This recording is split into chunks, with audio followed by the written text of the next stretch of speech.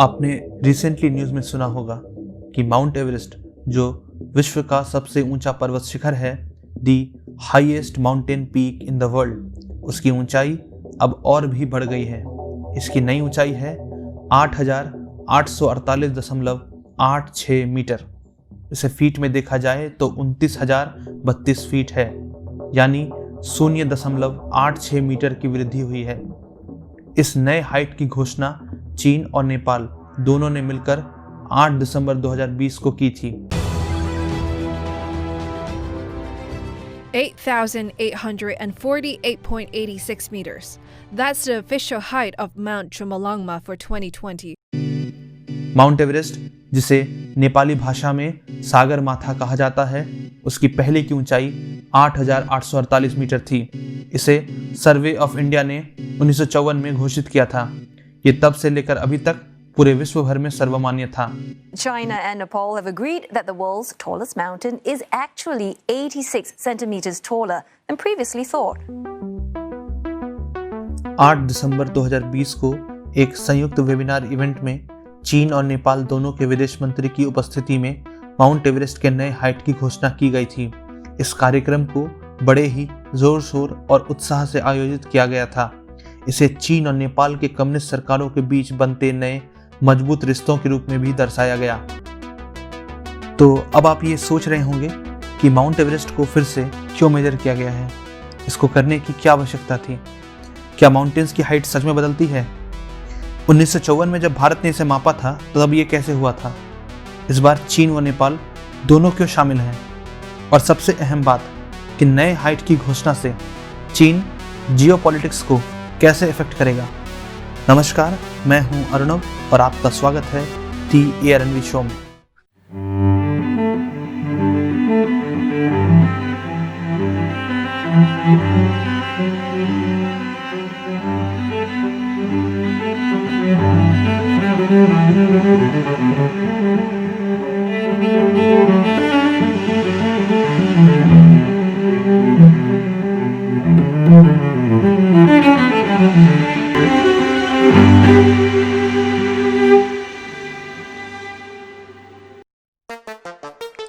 तो सबसे पहले ये जानते हैं कि माउंट एवरेस्ट की एग्जैक्ट लोकेशन क्या है। तो इसको हम दो तरीके से देखेंगे। पहला, माउंट एवरेस्ट इंडियन और यूरेशियन प्लेट के कोलिजन और कंप्रेशन जोन के बीच में स्थित है। यहाँ की क्रिस्टल और प्लेट मूवमेंट काफ़ी ज़्यादा होती है, इसलिए यहाँ भूकंप भी काफ़ी ज़्यादा आते हैं। अब दूसरा है माउंट एवरेस्ट की ज्योग्राफिकल लोकेशन। माउंट एवरेस्ट चीन और नेपाल की सीमा पर स्थित है। एग्जैक्ट बॉर्डर वहीं से क्रॉस करता है। इसको हम लोग यदि प्रिसाइजली कहना चाहें तो ये तिब्बत और नेपाल के बॉर्डर पे है।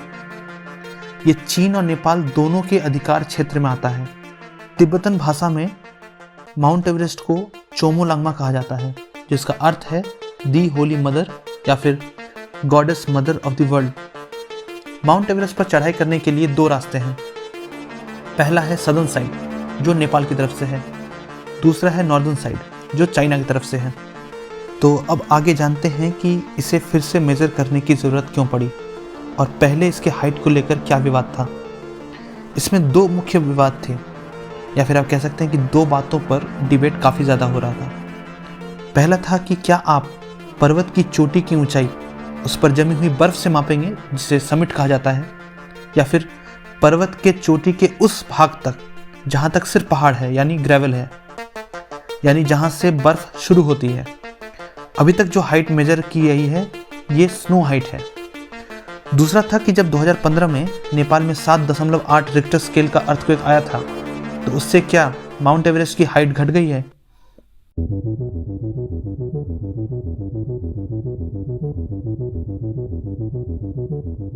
पहली बार 1847 में भारत में रह रहे ब्रिटिश सर्वेयर्स ने इस चोटी का नाम पीक 15 रखा, रोमन में XV, और उसकी ऊंचाई मापी थी 8,778 मीटर।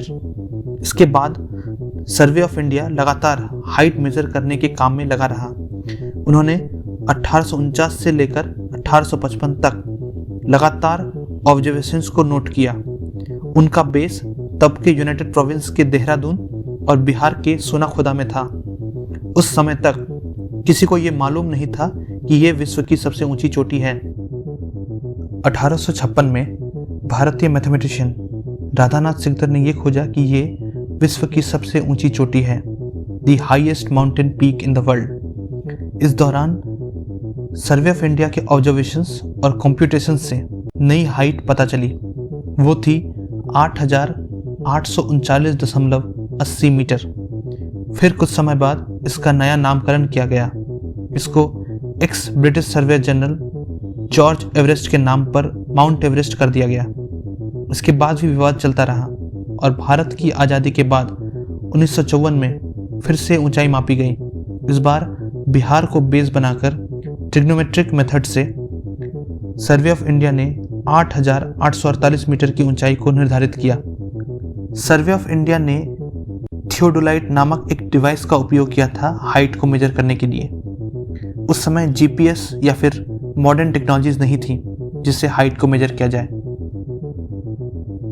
इस सब के बाद 2019 में चाइनीज कम्युनिस्ट पार्टी के जनरल सेक्रेटरी और चीन के प्रेसिडेंट शी जिनपिंग का नेपाल दौरा हुआ। यह एक ऐतिहासिक दौरा था। इस दौरान उन्होंने घोषणा करते हुए कहा कि नेपाल और चीन फिर से माउंट एवरेस्ट की ऊंचाई को मापेगा। आपको ध्यान रखना चाहिए कि नेपाल में भी कम्युनिस्ट पार्टी की सरकार है। Nepal and China are not allies, they're not friends. There is another word that aptly explains or describes the ties between Mr. Oli's government in Nepal and China. It is called puppeteering. इस घोषणा से उनका इरादा सिर्फ height को major करने का नहीं था। ये तो एक छोटी सी बात थी, लेकिन इसके पीछे का कारण ये है कि विश्व के सबसे ऊंची चोटी की हाइट भारत के 1954 के मेजरमेंट के ऊपर आधारित है, जिसे पूरी दुनिया मानती है, और ये बात चीन को बिल्कुल पसंद नहीं है। तो आप कह सकते हैं कि ये चीन का रीजनल जियोपॉलिटिक्स को इम्पैक्ट करने वाला एक मिशन था। नेपाल में इस मुद्दे को आत्मसम्मान यानी नेपाली प्राइड से जोड़कर देखा जा रहा था, क्योंकि पहली बार किसी नेपाली टीम ने माउंट एवरेस्ट की हाइट को मेजर किया है और ओवरऑल चाइना इसे एक बड़ी जीत के रूप में प्रमोट कर रहा है। तो यहीं पर इस एनालिसिस को ख़त्म करते हैं।